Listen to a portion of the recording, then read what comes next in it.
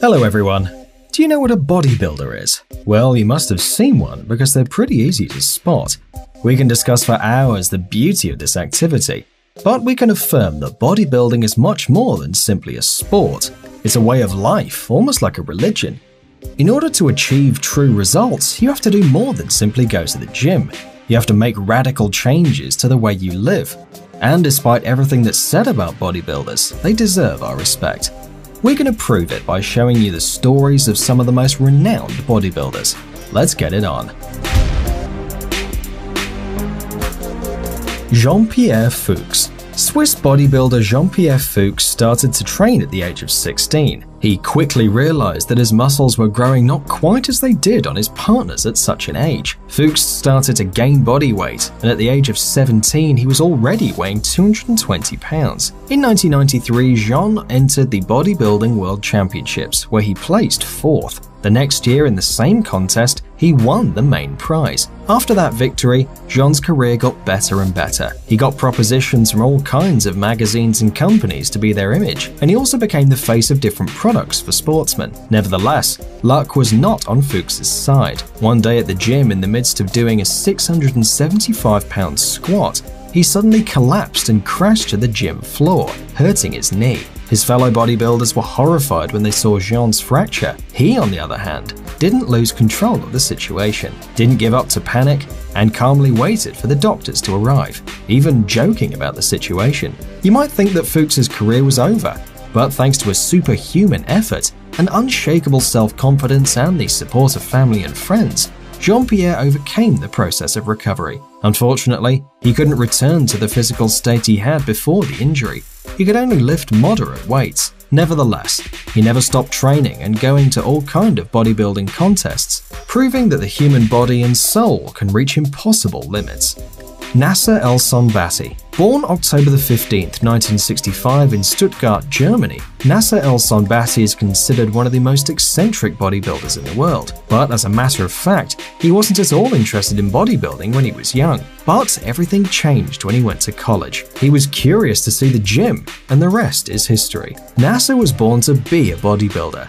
His muscles grew at an incredible rate. The unexpected results went to his head, and he entered different tournaments across Germany, but had no luck in them. Still, he didn't give up and decided to conquer Yugoslavia, and it was in this country when he became famous. Sonbaty then became a member of the International Federation of Bodybuilding and Fitness. Despite Nasser not winning a lot of tournaments, he stood out more than any of his colleagues, not only thanks to his muscles, but because he has several degrees in history, politics, and sociology. Moreover, the sportsman supposedly speaks 7 languages. Paul Dillett. Paul was born on April 12, 1965 in Montreal, Canada, and from an early age he showed interest in different sports, especially soccer, and he was actually pretty good at it. Nevertheless, he made his debut as a bodybuilder in 1991 in a championship in the USA. Sadly, despite his impressive body, he lost. But he didn't give up and tried again the next year. This time, his performance was outstanding. According to one of the judges, had Paul just crawled across the stage on all fours, he would have won anyway. Dillett became famous not only thanks to his body, but also because of the unusual methods of training that he had. One of his ideas, based on a psychological state known as temporary insanity, was very discussed back then. To develop this training, he based himself in a theory that says that only a huge amount of adrenaline allows the human body to work at its full. So Paul decided to use a forest near his house as his personal gym. In a small mountain, a young girl was tied up. Paul was then hypnotized and forced to believe that the damsel had been kidnapped by a monster who wanted to eat her. In theory, this method helped the sportsman to use his deepest instincts and to control them. Dillett himself assures that the method was helpful in different occasions to increase the intensity of his own training. Greg Valentino.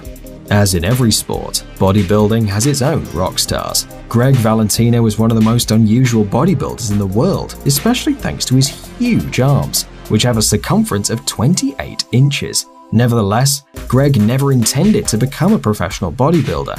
and he didn't even make any attempt to enter a Mr. Olympia tournament or so. Greg began to exercise at the age of 13. When he was 23, he decided to try steroids and accidentally ran into a drug known as Synthol. As a result, he went from having 18-inch biceps to 28-inch ones. Nowadays, different doctors believe that the size of his arms is going to be a problem for Greg, and they even think he'll have to have his arms removed or reduced by surgery. For now, Greg Valentino refuses any kind of operation. Greg's life, of course, hasn't been easy or even normal. He went to war and killed several people. Moreover, he used to sell drugs and was an addict himself. The drugs were partly responsible of his life and his career being ruined. He even spent a few years in prison because of drug trafficking. But right now, this famous bodybuilder is writing an autobiography with the help of a professional writer, where he plans to tell the story of his life and the things he saw and overcame. Greg also has his own column in the magazine Muscular Development, and every day he receives letters from soldiers, prisoners, and of course, bodybuilders. Andreas Münzer. Andreas Münzer, or simply the man without skin, was born and educated in a simple country family. Little Andreas was not a lazy child, and he was always eager to help in the house. So physical work is something he knew from his early childhood. But above everything, Andreas loved all kinds of sports, playing soccer in the summer or skiing and jumping from trampolines in winter. Bodybuilding became a part of Andreas' life merely by chance. The young man entered some courses to become a locksmith, but he had to wait for the bus every day for more than 2 hours. He didn't want to sit and wait, drinking beer or sleeping, so he decided to enter the local gym. Quickly, his fellows at the gym realized that Andreas' muscles were growing at an incredible rate, and so they convinced him to participate in some bodybuilding contests. A second place in his first junior championship was a surprise even for Münzer. What was once a hobby became Andreas' full-time passion. Münzer was always a big fan of Arnold Schwarzenegger and almost worshipped him. Unfortunately, a 9th place in the Mr. Olympia contest was the best he could do. Nevertheless, the bodybuilder became famous thanks to the prominence of his muscles. The body fat of Andreas' body was only 4%, a number that remains unbeaten to this day. It's a known fact that Andreas used a variety of forbidden medicaments, and that obviously had an effect on his health. On March 13, 1996, a heavy stomach pain sent Münzer straight to the hospital. The doctors attempted to stop the internal bleeding, but their efforts were in vain. The sportsman went into a coma and remained unconscious until he was dead a few days later. The cause of death was a heavy intoxication of the organism caused by the use of anabolic steroids. His liver was about to rot, and his heart had grown to an abnormal size. Ronald Dean Coleman. Ronnie was born on the 13th of May 1964 in Monroe, Louisiana. At school, he dreamed of becoming a policeman. By chance, one day Coleman saw that the precinct was looking for new officers and didn't think twice to apply. Thanks to his job as a policeman, Coleman had a salary and insurance, and most importantly, the possibility to train at the gym in the police station. At the beginning, Coleman's career as a bodybuilder wasn't very successful. Only after 4 years of hard training, the policeman got first place at the Toronto-Montreal Pro 1995 tournament. In 1998, Coleman's purpose was to get in the top 5 of the Mr. Olympia contest. The long-awaited day arrived, and the winners were announced. The 6th place went to Chris Cormier. Ronald was very happy because he'd made it to the top 5. The show went on. Ray, LeBron, Son Batty.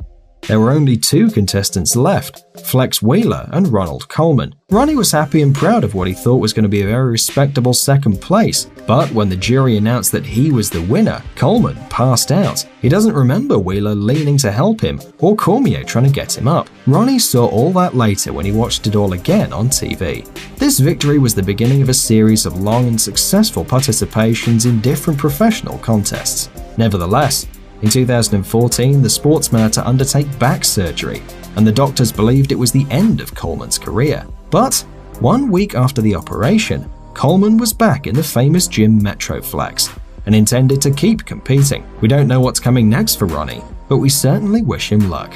Nick Scott.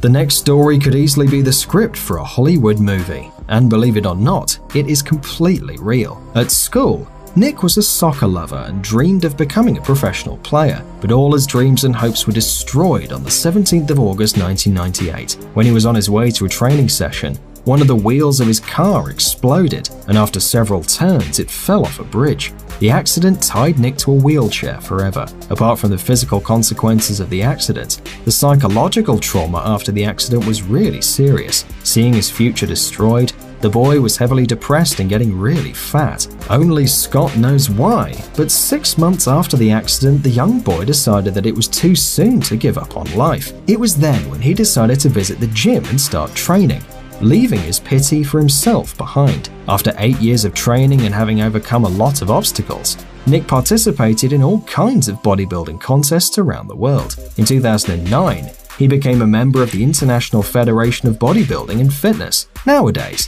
Nick Scott is a symbol of willpower and an example to all the people who want to find themselves after surviving incredible accidents.